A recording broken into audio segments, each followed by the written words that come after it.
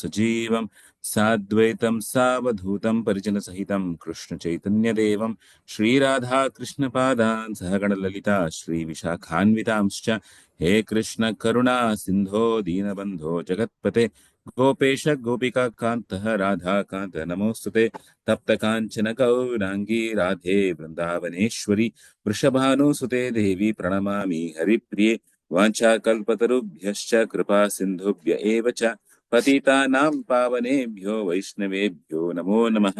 जय श्री कृष्ण चैतन्य प्रभु नित्यानंद श्री अद्वैत गदाधर श्रीवासादि गौर भक्त वृंद हरे Krishna Krishna Krishna Hare Hare Hare Ram Ram Ram Hare Hare. We will continue to hear the last part of the question and answer session from respect from Srimad Bhagavatam and the Mahabharata. Start in a few seconds.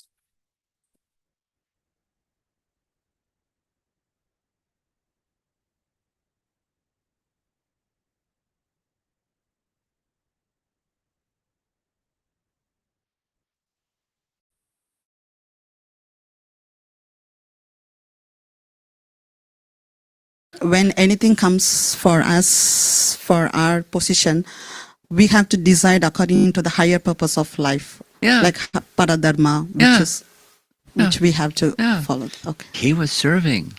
He was serving. And he was serving. That's paradharma.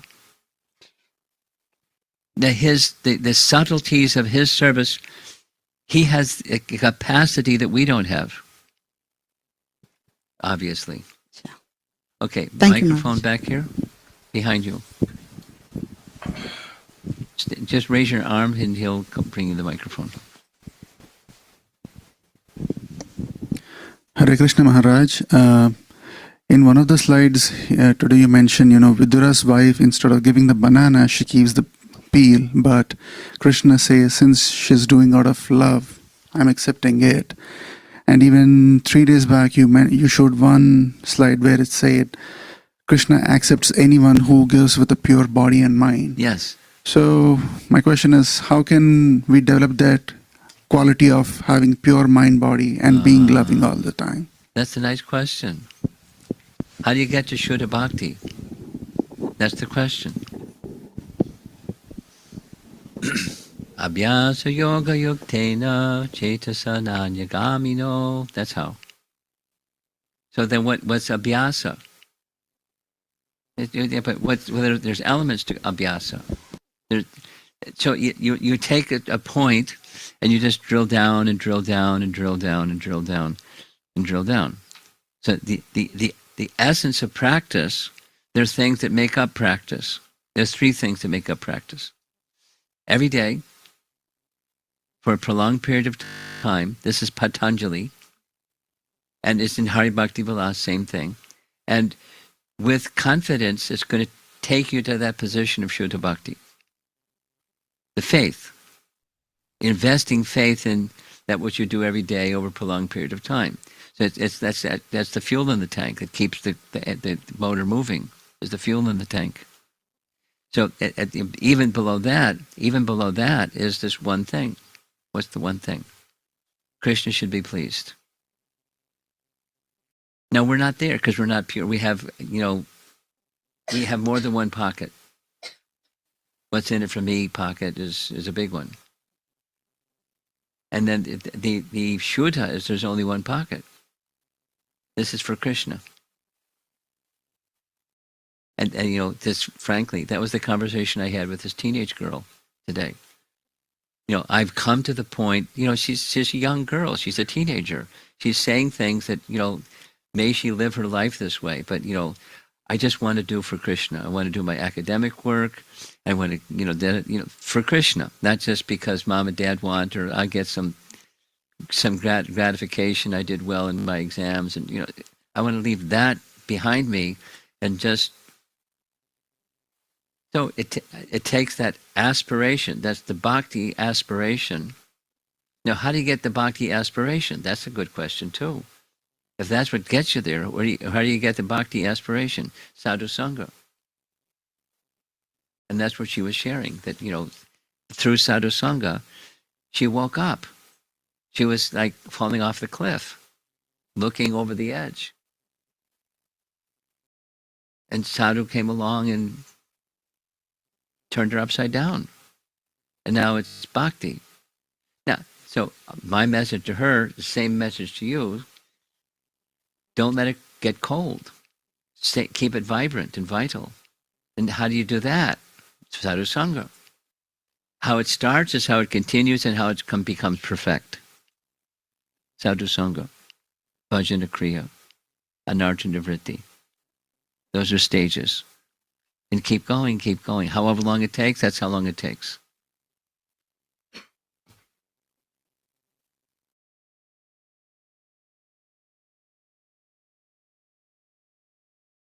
Okay. Anyone else?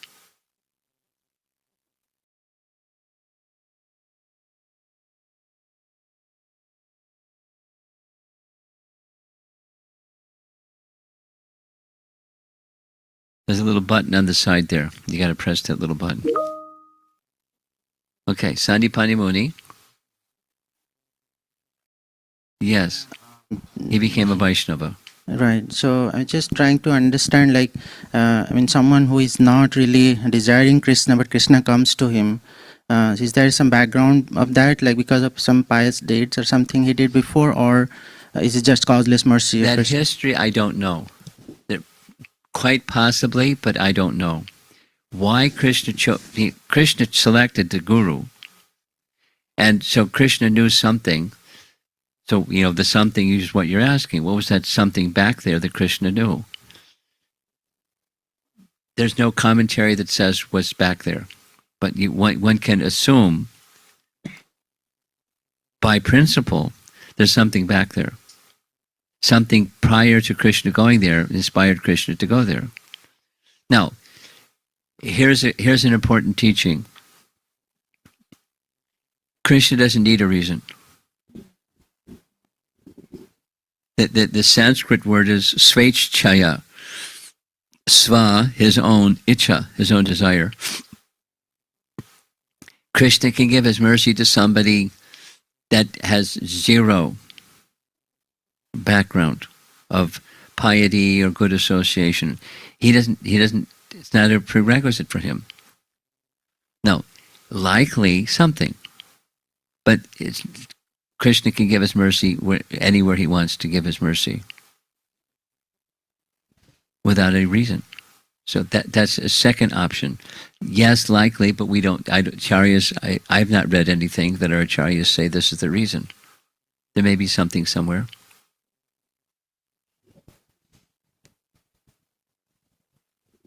Or there's no reason at all. Because he's kind.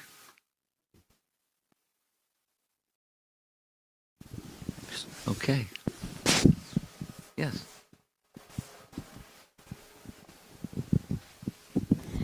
Hare Krishna Maharaj, Dandavad Pranam. You're doing a nice service. Thank you for bringing the microphone around. Hare Krishna. Go ahead. Maharaj, we are practicing devotional service is in mode of goodness. Again, we need to do the work and all mode of passion. So You need to do work in the mode of passion? Tell me about it. maybe suppose I need to go for a job or I need to But do all. why do you have to be in the mode of passion?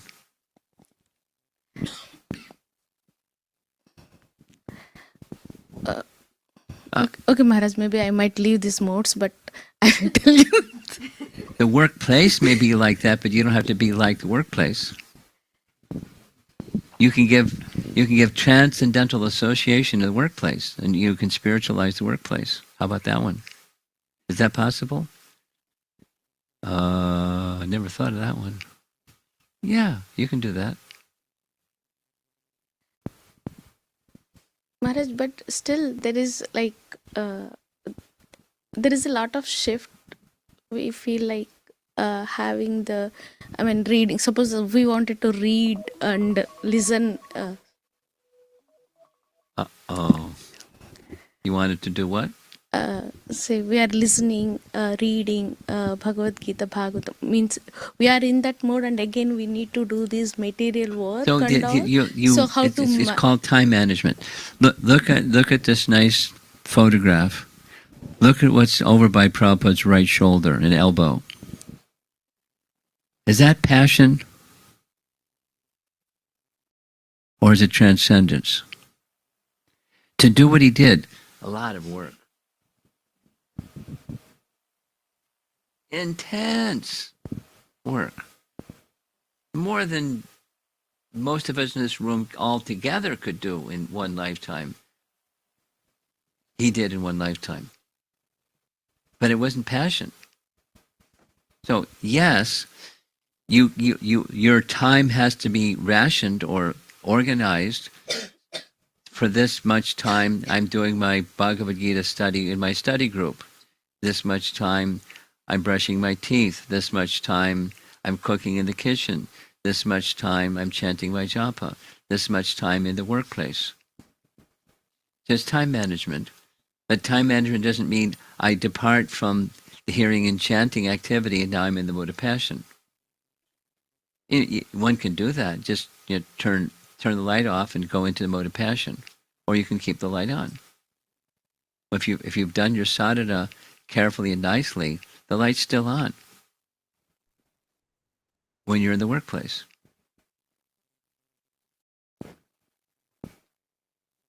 Why?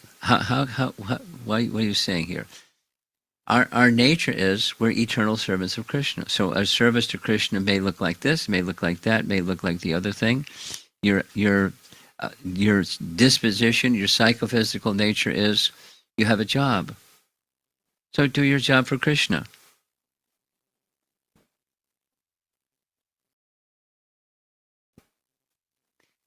You may not be suited to be a sannyasi, and I may not be suited to be a grihastha.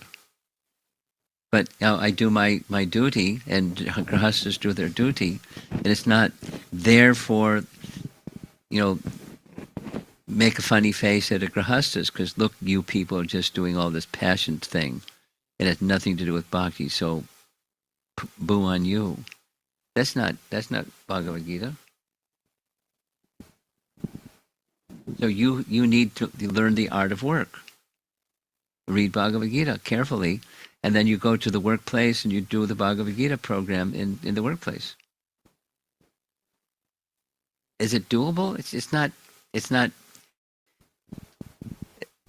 certainly doable. It's not just a nice story, and then you close the storybook and you go to life, and the life is different. It tells you how to live your life in the world, but not of the world.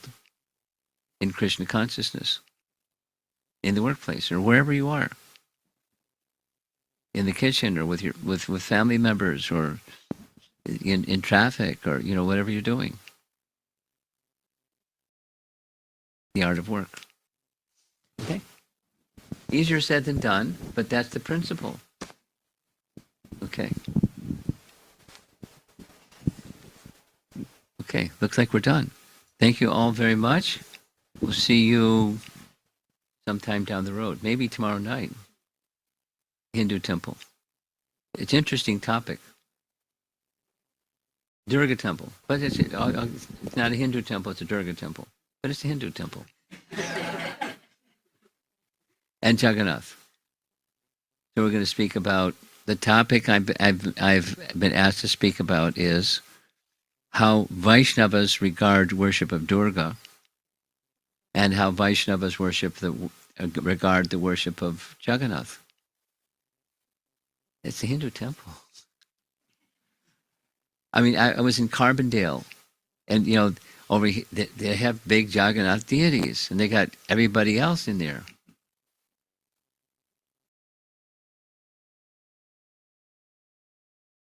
You name it, they got at least two of them. Hindu temple. So Durga temple.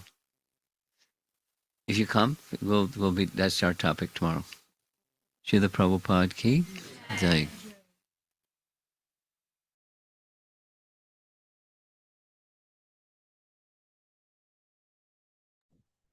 Hare Krishna. Any comments or thoughts from today's lecture?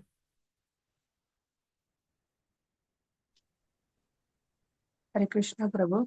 Yes, Mataji, please go ahead.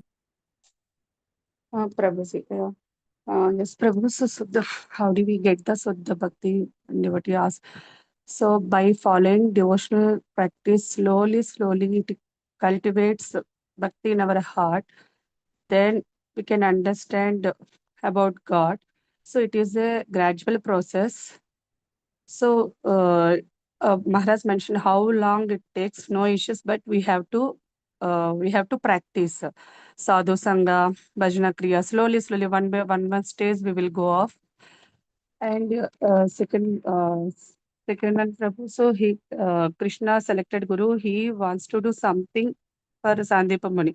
So here my understanding is, if we take shelter of Guru Maharaj, we should follow strictly whatever instruction Maharaj uh, uh, say to us. So we should follow. And here time management is very important. Our nature is to serve the Krishna. So our chanting and all these devotional activities we have to organize properly. We should reading, chanting, everything did organized in a good way. So that bhakti also it will cultivate, Prabhu. So uh, that's the thing, Prabhu. Hare Krishna. Thank you for saying this and summarizing some points. I have one hand raised, but before that, I just see Sharbari Mataji. Anything not just from today's class, but from the past few days, you'd like to say, add some point, something that's of value for you? Hare Krishna Prabhu, the entire lecture was so beautiful and so deep. Today's lecture also, just adding to what Lavanya Mataji said, that to achieve Shuddha Bhakti, you need to do it every day over a long period of time with faith. So that is how to reach Shuddha Bhakti. And also when Maharaj said that Bhagavad Gita teaches you how to live life in the world but not of the world. That line I also like. Thank you, Prabhu. Hari. Thank you. Dearly Prabhu, please go ahead. No comments as such, Prabhu. I just want to welcome my friend Manish Nag here. We are very close friend right from the college time. He's there in the Delhi Japa poll also. So we just I welcome my dear friend Manish Nag to this group. Hare Krishna, Manish Prabhu. Thank you for joining. I hope you find this valuable. Yeah, Hare Krishna Prabhu, Hare Krishna Mataji, all. I'm very much delighted to join this group and really feel some value to my life is being added daily. Thank you so much. Hare Krishna. I did see you yesterday too, but I didn't. Yesterday, no, yesterday I was not there. No, some other day you Ah, came. yeah. So I was trying to Hare figure out Krishna. this. Thank you. Yeah, Hare Krishna. Anybody else would like to add something more? Hare Krishna Prabhuji, Danvat Pranam. Yes, Prabhu.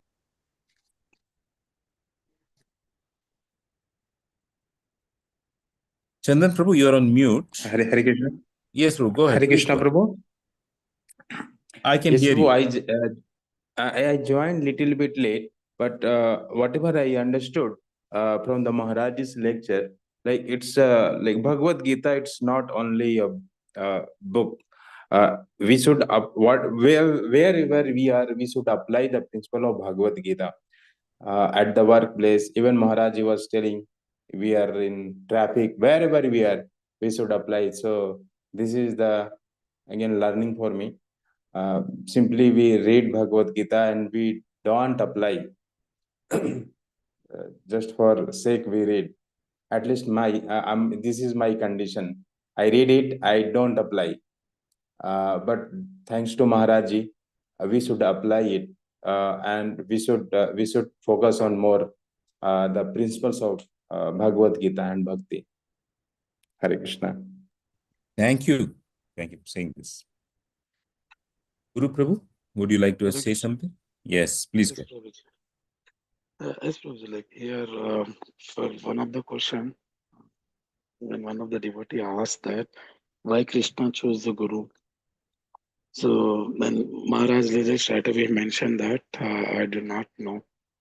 So that's where one of the things like even Prabhupada used to mention that like without any scriptural reference, any commentary, without any reference, we should not give like our own thoughts. So we can say exactly here like Maharaj, he clearly mentioned that he did not hear any of the commentary regarding to that. He was very honest and the principle he was following like very properly. So that was a point I like it too. Very nice. Thank you. Thank you for bringing it up. Anybody else?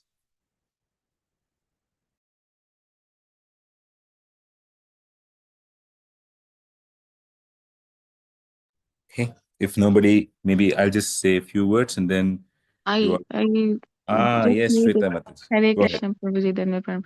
I just need little bit explanation from you when Maharaj said about Prabhupada that his work is not the result of passion, but it's a transcendental work. Correct. Generally, what we refer that something extensive, something really much beyond our capacity, or something like that, we relate it to the passion. Like I can do only this much, but if there is a passion, then I can achieve more than what I can do. But then this part, when it's a transcendental, it is so many lifetimes of someone, too many people one can do in one lifetime. So how to differentiate this, Prabhu? Okay.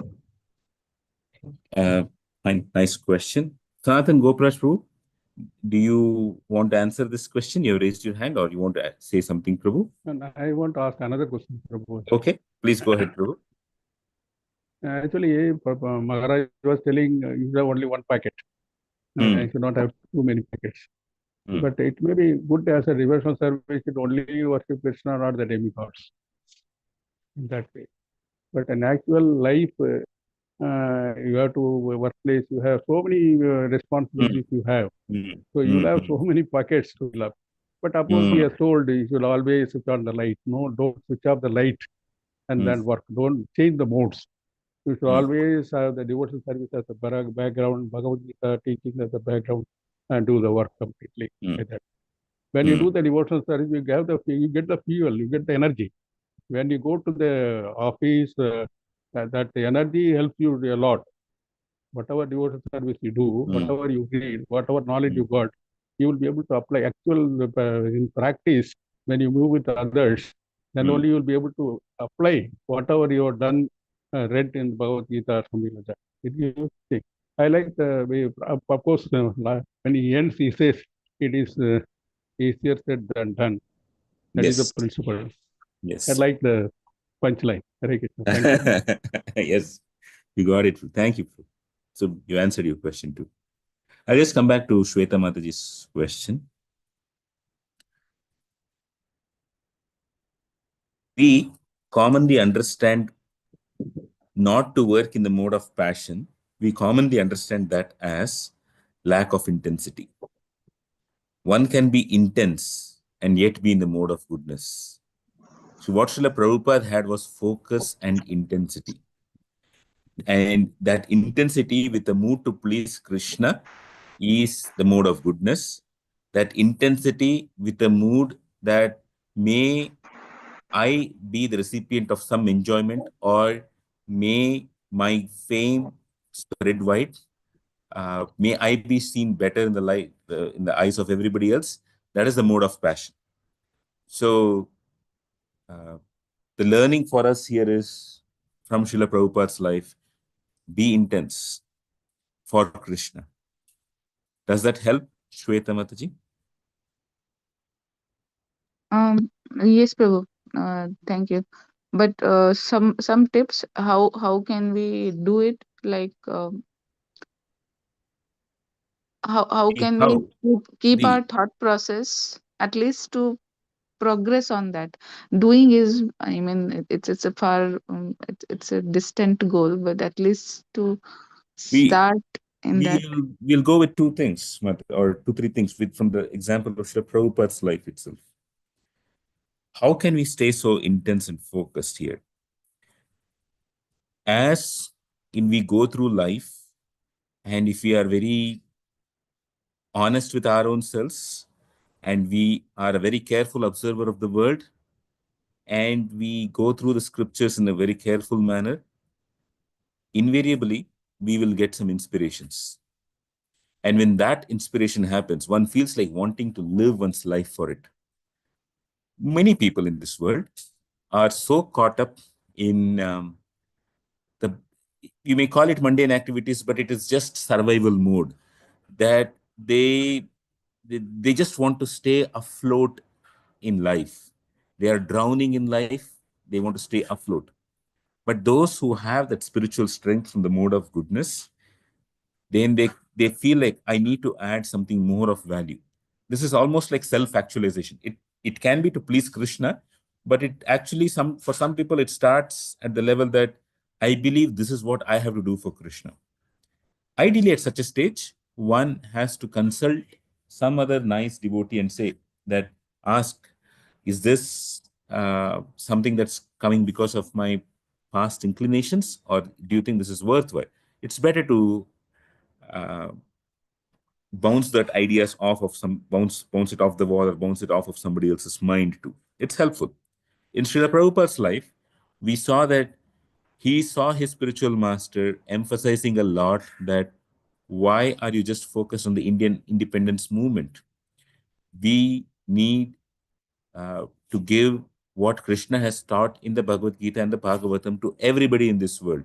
So he started with the League of Devotees in Jhansi. It worked, or it worked for some time, it didn't work for a lot of time, and then strategies changed. Then his guru came in his dream and said, go to the West, and he did it. So the intensity came further because Rupa Goswami gave him a vision. Rupa Goswami came in front of him. Sanatan Goswami came in front of him. Bhakti Siddhanta Saraswati Thakur came in front of him, and in his dream, many years after his departure. And that gave him the intensity.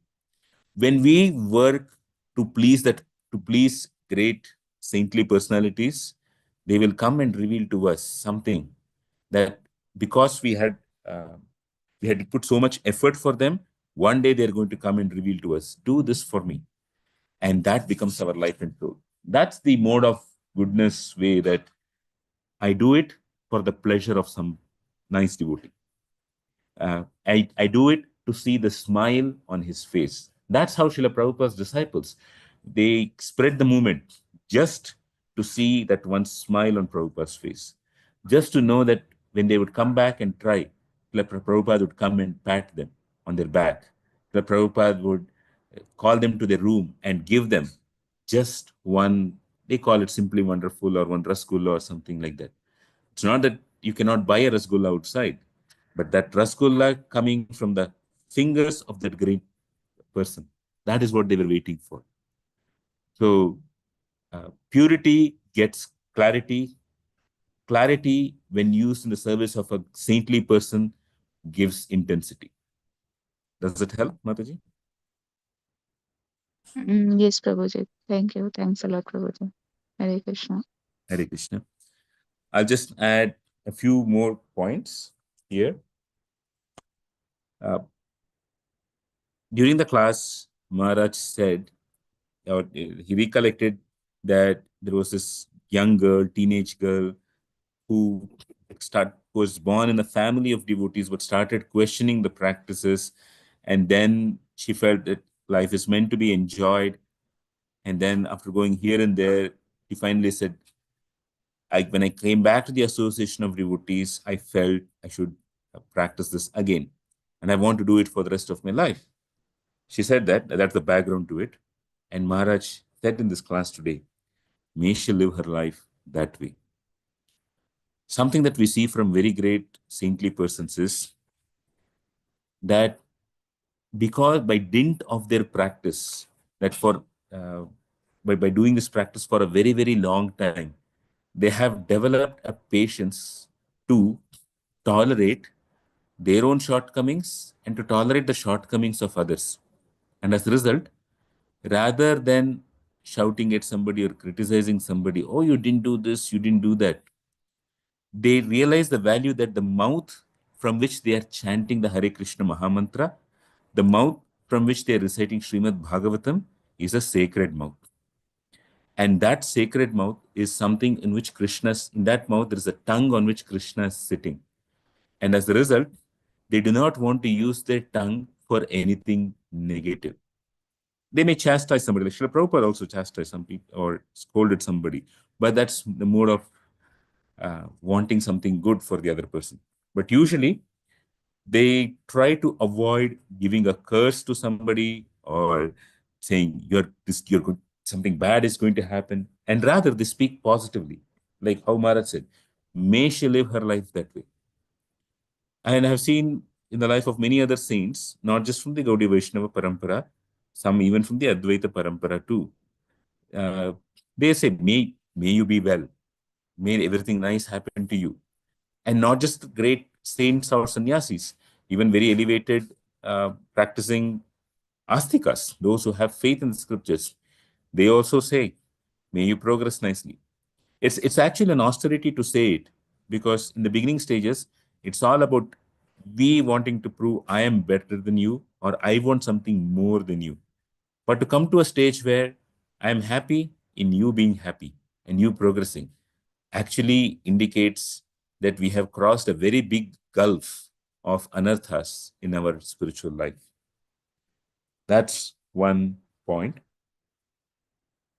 Second, to the boy who was going and giving the microphone, Maharaj told, you're doing a nice service, nodded his head, and he even closed his eyes, and there was a smile in his face, wanting to make the boy feel you are being seen by me, you are being recognized. That's one thing, and may something nice happen to you again. In our own lives and in the lives of many of, not just us, maybe many people in this world, many people don't realize that what they're looking for is to be seen in the eyes of others. Many people feel that as a child they don't realize it, but maybe it could have happened that as a child nobody gave value to them, and consequently when we grow up, or let's say especially as teenagers, when teenagers don't get attention as a child, they start breaking things, they start yelling, they start shouting, and some people never come out of teenage life. Even they may be 30s, 40s, 50s. If somebody asks them a question, they only retort in an angry way. Quite often, it's just that I I know that you're not going to listen to me unless and until I make a scene. And so I'm going to create a scene so that you're going to listen. That's one way of some people do. And the other way which people say is the uh, the passive aggression way. I will just not say anything, do anything so that the other person is forced to come and speak to me. Many things like that.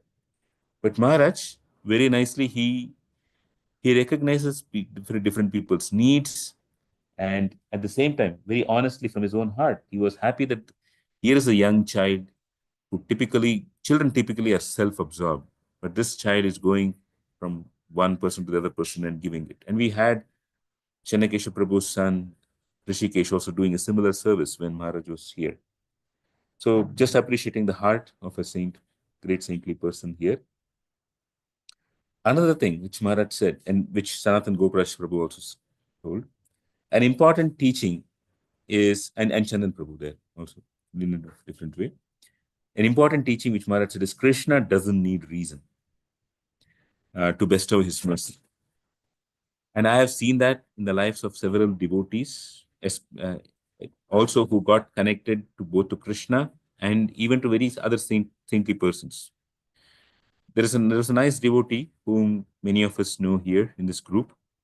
He was staying in Bangalore, and then he went to another place. And then when he went to another place, he offered something to Maharaj, and he did something which looked a little silly. He probably poured water on the ground, or did something silly. And Maharaj just looked at him, smiled, and just kept looking at him for like 2 minutes. And in those 2 minutes, that devotee felt it's okay to do mistakes. It's okay how you are. Just be normal. Be calm. I'm here to accept things as it is. That devotee felt that way. And he could give his heart all the more. So that's the nice quality of people like Maharaj. That he doesn't need a reason to move the heart of somebody else. It's just that he's happy within. And whenever we find that we are angry with others and we are expecting a lot from others, we have to just go back and think, why am I unhappy? Probably there is something lacking in me getting real happiness from Krishna and from other devotees. Probably I should tap into it. Maybe it's there, but I'm not tapping into it. That's one more thing here. And maybe one last point with respect to that same young girl, the teenager girl. He said, through sadhu sangha, she woke up. I can say for my own self, there was a period of time when I was not hearing enough, reading enough, and then when I went and heard some nice devotees, simple things that they said, immediately I could feel that, yeah, this is so nice. I should hear more from them.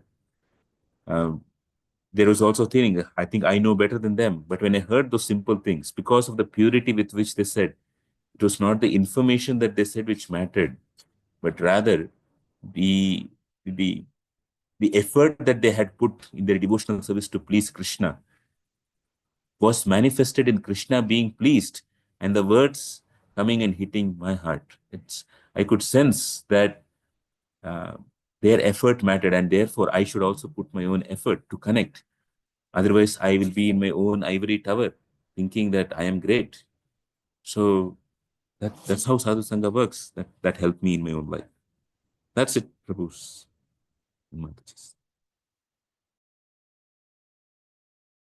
Anybody else? Last one or two points. Anybody would like to add?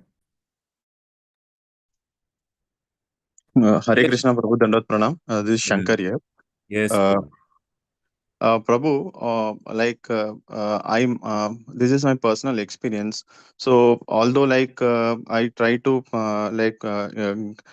try my best to get engaged in more and more of these services. So, but somehow I feel that this inadequacies might be because of my current uh, the dedication or devotion or a passion towards the Krishna services. But somehow I get carried away. Oh, might this could be because the inadequacies or the shortcomings could be because of my past karma or something like that. So that has quite been rattling my mind very often. So how much does one's past karma or the present karma has the influence in the current services or the devotional practices and all? It's a it's a case by case basis, Prabhu. For some people, the past karma has such a huge impact that people have mental disease, like depression, madness, things like that. For others, it's not so much. But having said it, devotional service is so purifying that as we engage in it, we can let go of it, Prabhu. So the real problem is not about past karma. It is just that we sometimes overanalyze, overthink, etc. There's this famous Nike slogan, just do it. That's all it's required, Prabhu. Many times, just do it. Whatever we have been taught, just do it. And आगे आगे देखोगे होता है क्या, something like that. Okay. Thanks, Prabhu. Sharbari Mataji, you want to add something? Please do. Hare Krishna Prabhu, just wanted to appreciate all that you said. It was very, very nice. Thank you. Thank you, Hare Krishna. Your heart is soft. You can accept anything from any place. Thank you. Okay. We'll end here. Thank you very much. Jagat Guru Srila Prabhupada ki jai. Srila